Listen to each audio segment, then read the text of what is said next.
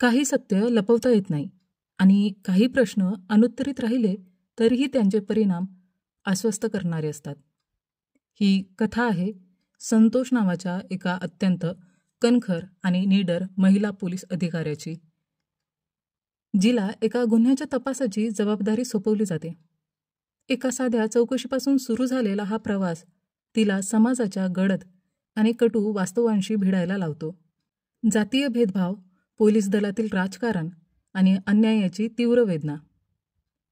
जेव्हा एका दलित मुलीवर झालेल्या अत्याचाराच्या केसची गुंतागुंत उलगडू लागते, तेव्हा संतोषला जाणवतं की सत्य नेहमीच स्पष्ट नसतं आणि न्याय मिळवणं म्हणजे फक्त गुन्हेगाराला पकडणं नसतं, तर त्या सगळ्या व्यवस्थेशी लढणं असतं जी अन्यायाला पाठबळ देते. ही केवळ एका गुन्ह्याची केस नाही, तर न्याय आणि अन्यायाच्या सीमारेषेवर उभ्या असलेल्या एका अधिकाऱ्याची आंतरसंघर्षाची गोष्ट आहे. अन्यायाच्या विरोधात लढणाऱ्या एका कर्तव्यनिष्ठ अधिकाऱ्याची ही उत्कंठावर्धक कथा, जिथे सत्य शोधायच्या प्रवासात तिला स्वतःच्या निष्ठेची किंमत चुकवावी लागते. मंडळी, संतोष या चित्रपटाची खास गोष्ट म्हणजे तो ऑस्कर 2025साठी शॉर्टलिस्ट झाला आहे. हिंदी चित्रपट असल्यामुळे याबद्दल प्रत्येकाची उत्सुकता वाढली आहे. चला तर मग या चित्रपटाला समजून घेऊया आणि त्याची संपूर्ण कथा जाणून घेऊया. जर तुम्हाला हा व्हिडिओ आवडला तर लाईक आणि सबस्क्राईब करायला विसरू नका, जेणेकरून तुम्हाला असेच नवीन आणि ताजे कंटेंट बघायला मिळतील. चला तर मग जास्त वेळ न दौडता व्हिडिओला सुरुवात करूया. चित्रपटाची सुरुवात होते संतोष नावाच्या मुलीपासून, जी आपल्या आईच्या मांडीवर डोकं ठेवून रडत असते. काही दिवसांपूर्वी संतोषच्या पतीचं निधन झालेलं असतं. तिचा पती रमन सैनी पोलीस दलात कार्यरत असतो. संतोषचं नुकतंच लग्न झालेलं असतं, त्यामुळे तिच्यासाठी हा आघात सहन करणं अवघड जातं. पण याच दुःखाच्या काळात रमनची आई संतोषला दोष देत असते. ती संतोषवर आरोप करते, हीच माझ्या मुलाला खाऊन गेली आहे, आणि ती रमनच्या पैशांची उधळपट्टी करते असंही ती म्हणते.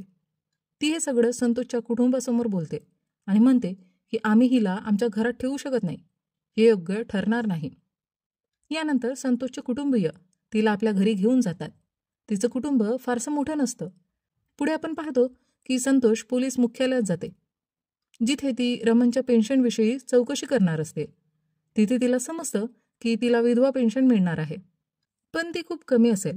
तसेच इथे येऊन संतोषला रिझर्व्ह कोटा म्हणजे काय हे समजतं. पोलीस दलातील कर्मचारी मृत्युमुखी पडल्यास त्यांच्या पत्नीला नोकरी दिली जाते.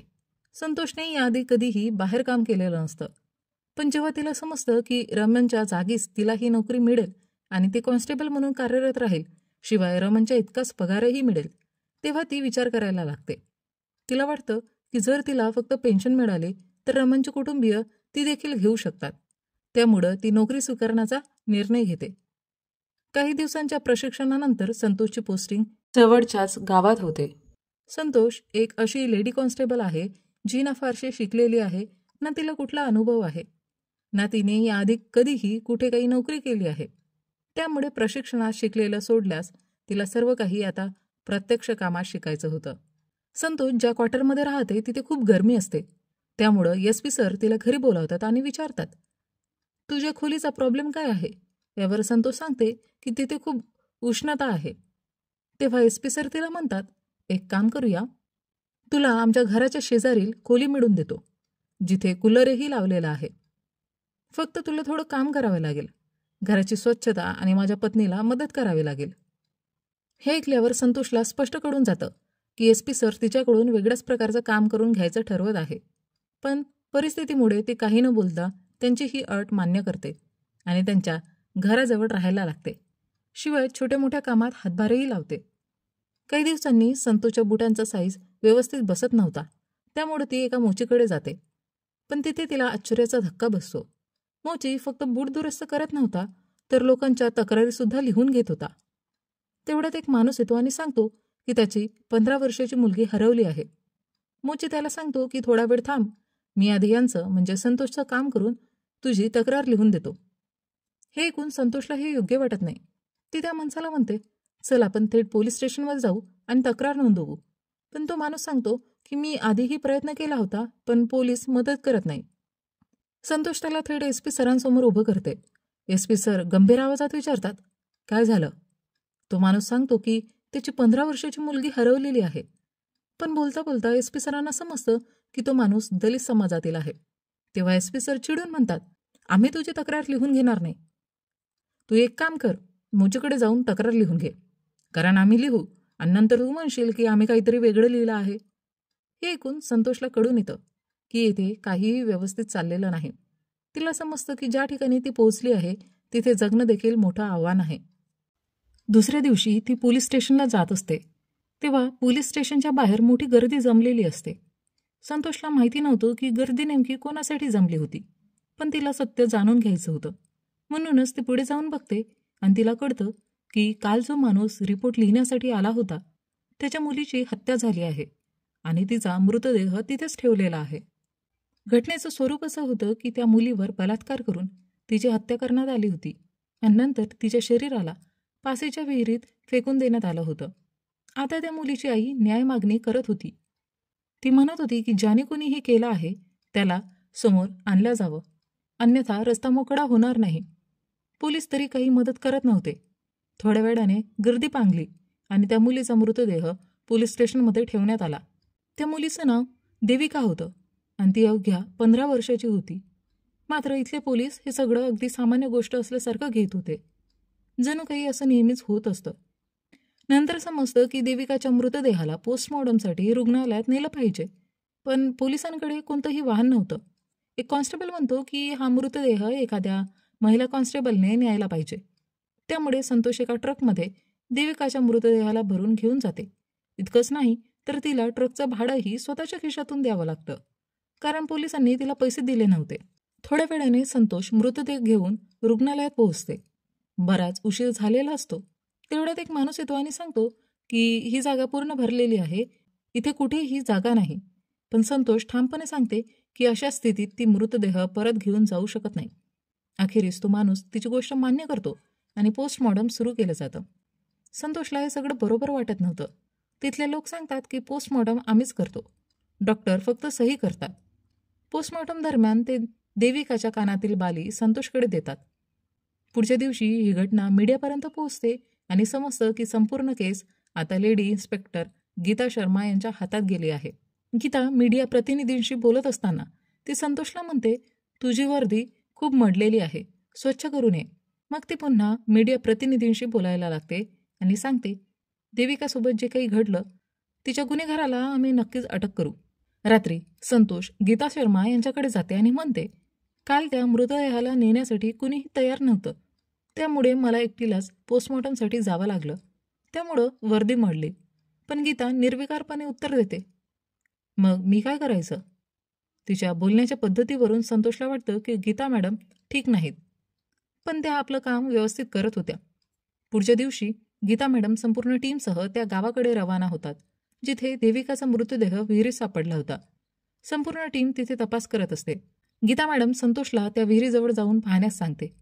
संतोष विहिरीजवळ उभी असताना काही स्त्रिया लांबून पाणी घेऊन येत असतात. त्या संतोषला टोमणे मारत विचारतात, हे साफ कधी करणार? त्यावर संतोष उत्तर देते, हे आमचं काम नाही, आम्ही फक्त चौकशीसाठी आलो आहोत. तिथे काही लहान मुले देखील असतात.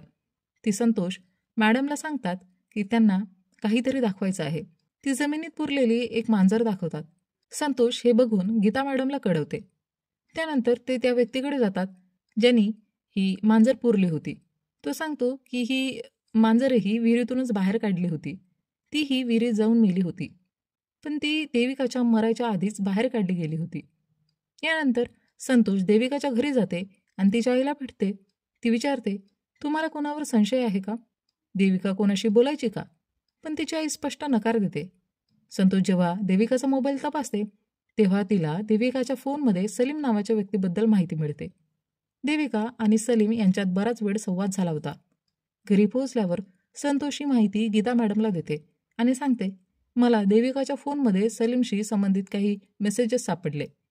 त्यांच्यात बरीच बोलणी झाली होती, त्यामुळे कदाचित या प्रकरणात सलीमचाही काही सहभाग असू शकतो. आपण त्याच्याशी एकदा बोलावं.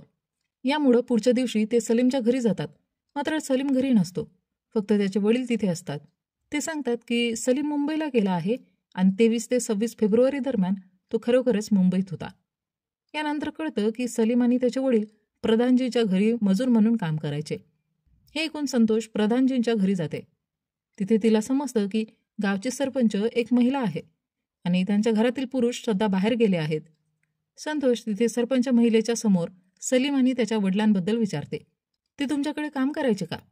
यावर ते उत्तर देतात, होय, ते इथे काम करायचे, पण 23 ते 26 फेब्रुवारी दरम्यान ते नक्की कुठे होते हे आम्हाला ठाऊक नाही, कारण तिथे एकूण 100 लोक काम करतात, त्यामुळे प्रत्येकाचा हिशोब ठेवणं कठीण आहे. त्यानंतर संतोष सलीमच्या घराजवळ त्याच्या काही मित्रांशी बोलण्याचा प्रयत्न करते, मात्र त्यातले काही मित्र उद्धट वर्तन करतात आणि नीट बोलतही नाही. संतोष त्यांना आपला नंबर देते आणि सांगते, जर तुम्हाला सलीमबद्दल काहीही माहिती मिळाली तर नक्की कळवा, कारण कुणाला ना कुणाला तरी जेलमध्ये जावंच लागणार आहे. तुम्ही जर काही सांगितलं नाहीत तर कदाचित तुम्हालाही जेलमध्ये जावं लागू शकतं. त्यामुळे चांगलं होईल की तुम्ही सगळी माहिती देऊन टाका. जर इथे सांगू शकत नाही तर मी दिलेल्या नंबरवर मेसेज टाका. संतोष जेवण करत असताना त्याच मुलाचा मेसेज येतो. त्यामध्ये लिहिलेलं असतं, सलीम सध्या मेरठमध्ये आहे, पण यापेक्षा जास्त काही आम्हाला माहिती नाही. त्याने एवढंच सांगितलं होतं. हे ऐकल्यावर संतोष ही माहिती गीता मॅडमला सांगते आणि ठरवलं जातं की ते दुसऱ्या दिवशी मेरठला जातील. पुढच्या दिवशी टीम मेरठला जाण्यासाठी निघते. संतोष ट्रेनने जाते तर बाकीचे लोक रस्त्याने म्हणजे बाय रोड जातात. मात्र वाटेत संतोषला कळतं की गीता मॅडम काही कामामुळे अडकल्या आहेत आणि त्या उशिरा येणार आहेत. त्यामुळे संतोषला एकटीनेच तपास सुरू करावा लागतो आणि सलीमला शोधायचं काम करावं लागतं. मेरठ ही तीच जागा होती जिथे संतोषच्या नवऱ्याचा खून झाला होता. रमण साहेब तिथे ड्युटीवर असताना दंगली उसळल्या होत्या आणि कुणीतरी त्याच्या डोक्यावर दगड मारला होता, ज्यामुळं त्याचा मृत्यू झाला होता. संतोषकर सलीमला एका ठिकाणाहून शोधून काढते, पण तिच्या फोनची बॅटरी डाऊन होते. तिला गीता मॅडमला लोकेशन पाठवायचं असतं, त्यामुळे ती तातडीने फोन चार्जिंगला लावते आणि लोकेशन पाठवते. ती जिथे फोन चार्ज करत असते तिथे सलीमही उपस्थित असतो. तो काही आवाज ऐकून आत येतो आणि संतोषला विचारतो, मॅडम काही प्रॉब्लेम आहे का? पण संतोष त्याला नकार देते. गीता मॅडमने संतोषला सलीमवर नजर ठेवायला सांगितलं असतं. काही वेळाने गीता मॅडमही तिथे पोहोचतात आणि सलीमला अटक करतात. गीता मॅडम आणि तिची टीम सलीमला अटक करून नेतात, पण ते त्याला थेट पोलीस ठाण्यात घेऊन जात नाही. ते तिथेच थांबतात. गीता मॅडम संतोषची प्रशंसा करत म्हणते, तू इथे आली आणि तू खूप चांगलं काम केलंस. तुझ्या जागी कोणी जर दुसरं असतं तर कदाचित हे शक्य झालं नसतं. तिथेच बेनीवाल नावाचा एक राजकारणी मोठ्या पोलीस अधिकाऱ्यांना भेटायला आलेला असतो. गीता आणि संतोषही त्या अधिकाऱ्यांसमोर उभे असतात. बॉबी सर गीता मॅडमला सांगतात, तुम्हाला जे करायचं आहे ते इथेच करा, त्याला परत घेऊन जाण्याची गरज नाही. दुसऱ्या दिवशी संतोषचा फोटो पेपरमध्ये झळकतो. यानंतर दिसतं की सलीमला पोलीस स्टेशनमध्ये भयंकर मारहाण केली जाते. त्याच्याकडून जबरदस्तीने कबुली मिळवण्याचा प्रयत्न होतो. पोलीस त्याला विचारतात, तू हे केलं का? पण सलीम सतत म्हणतो की त्याने काहीच केलं नाही. त्याला ती मुलगी आवडत होती. दोघं बोलत असत, पण त्याने काहीही चुकीचं केलं नव्हतं. तरी पोलीस ठाम असतात की गुन्हा सलीमनेच केला आहे. त्यामुळे त्याला जबरदस्त मारहाण केली जाते आणि त्यांच्या मारामुळे त्याचा मृत्यू होतो. संतोषला जेव्हा ही बातमी कळते तेव्हा तिला खूप वाईट वाटतं. ती गीता मॅडमच्या जवळ बसून म्हणते, त्याचा आवाज अजूनही माझ्या कानात घुमतोय. तो खूप तडफडत होता. पण गीता मॅडम म्हणते, त्याने एका मुलीवर बलात्कार केला होता, त्यामुळे त्याच्यासोबत जे झालं ते व्हायलाच हवं होतं. जे झालं ते चांगलंच झालं. यानंतर संतोष सलीमचा मोबाईल चेक करते. त्यात तिला कळतं की 23 आणि 26 फेब्रुवारीला सलीम प्रत्यक्षात मुंबईमध्ये होता. त्याने त्या दिवशीचे फोटो सेव्ह केलेले होते आणि त्याच्या डिटेल्समध्ये स्पष्ट तारखा दिसत होत्या. यानंतर संतोषला पूर्ण खात्री होते की सलीम निर्दोष होता आणि पोलिसांनी एका निरपराध माणसाचा खून केला आहे. पोलीस सलीमच्या घरच्यांना सांगतात की सलीमने आत्महत्या केली आहे. हे सत्य लपवण्यासाठी त्यांनी आधीच एक योजना आखलेली असते. पोलीस औपचारिकता पूर्ण करण्यासाठी सलीमच्या घरी जातात, पण संतोष मात्र कारमध्ये बसलेली असते. तिला हे सगळं अयोग्य वाटत असतं. ती गीता मॅडमशी बोलण्याचा प्रयत्न करते आणि सांगते की सलीम 23 आणि 26 फेब्रुवारीला मुंबईतच होता. पण गीता मॅडम संतोषचं काहीही ऐकत नाही. त्याचवेळी गावातील पप्पू नावाचा माणूस तिथे येतो. पप्पू संतोषला सांगतो की कुंभारवाडीतल्या विहिरीत पुन्हा एक कुत्रा मारला गेला आहे. हे ऐकताच संतोष ताबडतोब त्या विहिरीकडे जाते, पण तिथे स्थानिक लोकांनी तिला घेरलेलं असतं. ते तिला खूप काही सुनावतात, जरी ती त्यांची मदत करायला आली असते तरीही. संतोषला कळतं की पोलीस त्यांना मदत करत नाही, कारण ते दलित आहेत. तिला अजूनही कळतं की या सर्व गोष्टींच्या मागे गावच्या प्रमुखांचा हात आहे. ती सरळ प्रधानाच्या घरी जाते, पण तिथे कोणीही नसतं, फक्त एक मुलगी असते. तिच्याशी बोलताना संतोषला समजतं की त्या दिवशी देविका स्वतः त्या विहिरीवर गेली होती, कारण दलितांच्या विहिरीत एक मांजर मृत अवस्थेत सापडली होती. त्यामुळं त्या विहिरीतून पाणी भरता आलं नाही, म्हणूनच ती मुखियाच्या विहिरीतून पाणी भरण्यासाठी तिथे गेली होती. थोड्या वेळाने मुखियाचा नवरा बेनिवाल तिथे पोहोचतो. तो एक मोठा राजकारणी असतो. संतोष त्याच्याकडे देविकाबद्दल चौकशी करू लागते, पण बेनिवाल तिला व्यवस्थित उत्तर देत नाही. तो संतोषला म्हणतो, तू इथे नव्हती, त्यामुळे तुला काहीही माहिती नाही. संतोष गावकऱ्यांना विचारते, देविका इथे पाणी भरण्यासाठी आली होती का? गावकरी उत्तर देतात की हो, ती इथेच पाणी घ्यायला आली होती, पण तिला इथं यायला नको होतं. तेव्हा संतोष बेनिवालला थेट विचारते, तुम्ही देविकावर बलात्कार केला का? त्यावर बेनिवाल गर्वाने म्हणतो, केलं असेल तर तू काय करणार? हे ऐकून संतोषला फार वाईट वाटतं. ती गीता मॅडमला फोन करून हे सगळं सांगण्याचा प्रयत्न करते, पण त्यांचा फोन लागत नाही.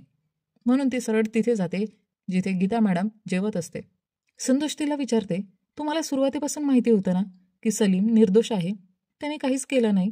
गीता मॅडम उत्तर देते, तूच म्हणाली होतीस की आपल्याला सलीमवर संशय आहे आणि त्याची चौकशी करायला हवी. त्यामुळं तुला मी फ्री हँड दिलं. तू चौकशी केली आणि त्याला पकडलं. यानंतर गीता मॅडम आपल्या बॅगमधून एक सस्पेन्शन लेटर काढते आणि संतोषला दाखवते. संतोष ते वाचते आणि तिला समजतं की त्या पत्रात फक्त गीता मॅडमचं नाव आहे, संतोषचं नाव कुठेही नाही, कारण गीता मॅडमने तिचं नाव कुठेही येऊ दिलं नाही.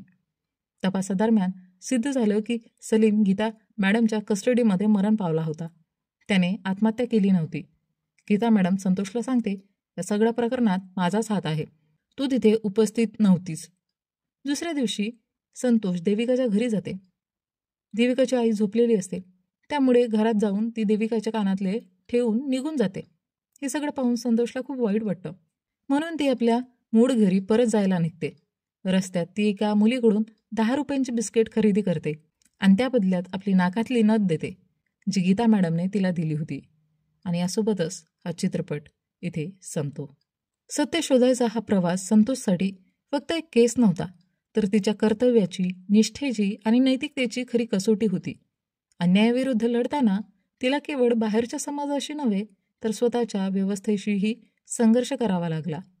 जेव्हा सत्य समोर आलं, तेव्हा ते आधीपेक्षा अधिक धक्कादायक होतं. अशा व्यवस्थेचं प्रतिबिंब जिथे अन्याय लपवण्यासाठीच न्यायाचा वापर केला जातो.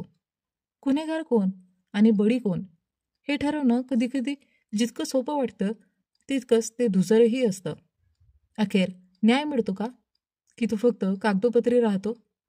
सत्य समोर आलं की त्याला दडपण्याचं काम कोण करतं? या सर्व प्रश्नांची उत्तरं मिळतात, पण त्याबरोबरच उरतं एक गूढ. जोपर्यंत अन्यायाविरुद्ध आवाज उठवणारे लोक आहेत, तोपर्यंत सत्य कधीच पूर्णपणे दडपलं जाऊ शकत नाही.